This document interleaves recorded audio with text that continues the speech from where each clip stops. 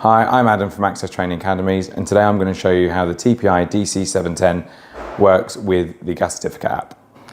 I use the TPI DC710 and the gas certificate app because they're easy to use, the information is clear to see on my display, and it's easy to give the customer the information there and then, and it saves me doubling up time later on.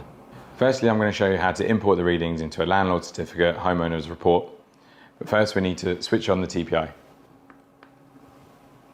So once you're on the appliance page, you will see the import readings button above the combustion readings.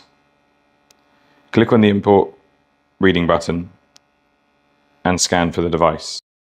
Select the device, turn the pump on, and then start your appliance.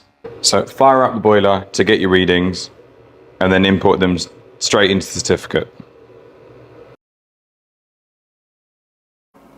As you can see, the process of pairing the analyzer with the app saves me time, gives me peace of mind, and ensures the information is correct.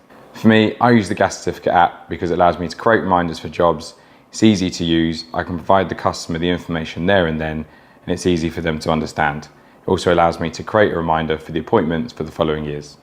So if you're a gas engineer looking to make your life easy, then using the TPI analyzer and the gas certificate app is the perfect combination.